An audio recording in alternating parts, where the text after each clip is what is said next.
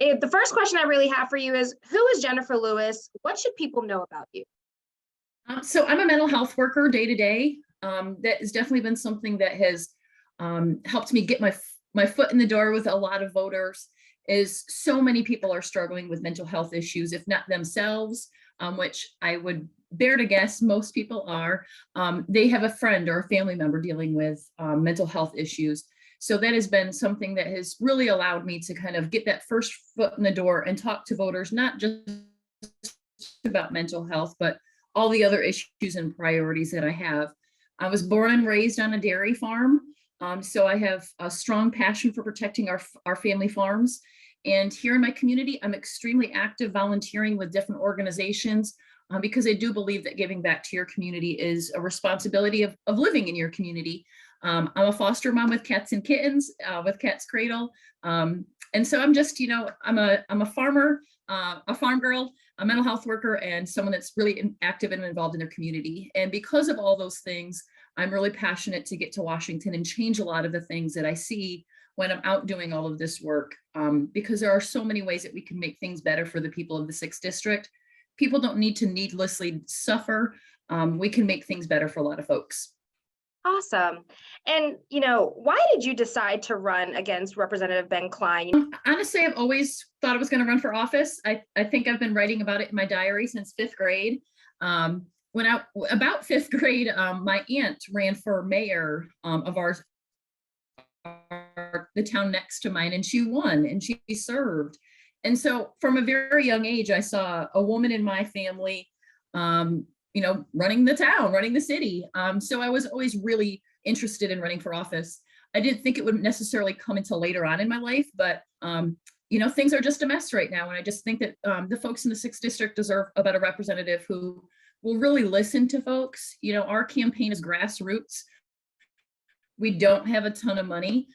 Every day I'm out knocking doors, all over the district. When I'm done with you today, I'm hopping in the car and heading over to Rockingham County to knock some doors. So it's really important that your elected official is accessible, is willing to talk to you, is willing to listen to you. And that's what I'm really trying to show folks, is that we can have a better representative. What are some other key things that are important to you and that you think is important, especially in the 6th District?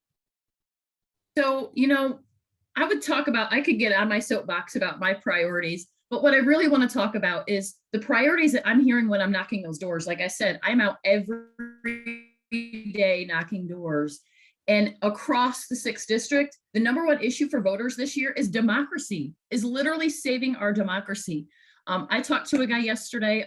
He said he's 85 years old.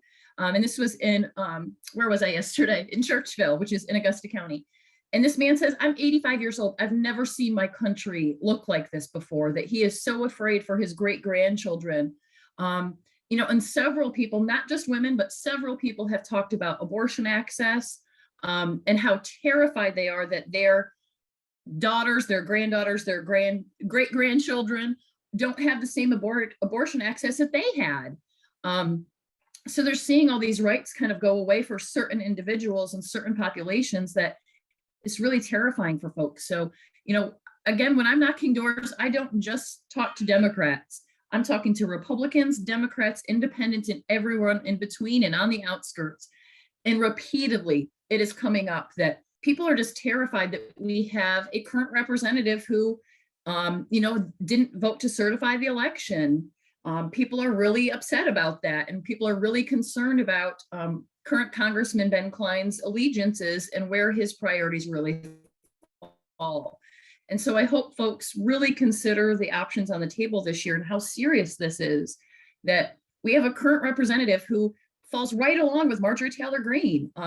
He votes with Trump 99.9% of the time. So, a lot of folks like to think of Ben Cline as this nice guy next door. He's not. He's an extreme politician who, again, falls right in line with the big names that we hear on television all the time, the Marjorie Taylor Greenes, the Jim Jordans. He even campaigned with Jim Jordan recently.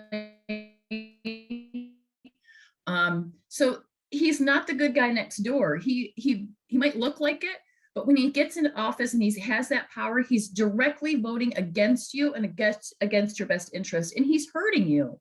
He's voting in ways that actually hurts you. So again, I hope folks really understand what's on the table this year, everything that's at risk.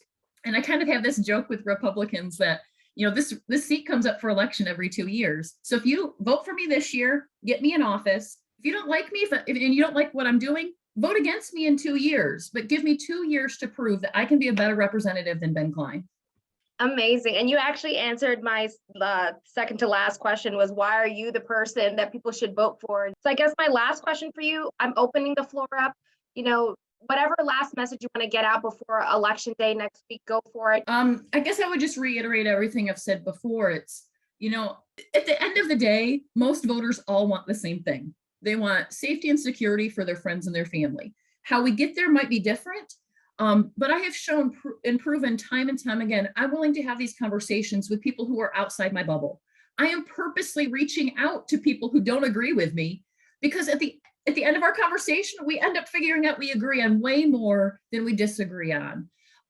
So I am just passionate to take how I'm campaigning to DC with me. I'm going to continue to go door knocking when I win, and continue to open my door up for anybody that is in the 6th district that wants to talk to me about their concerns and their priorities.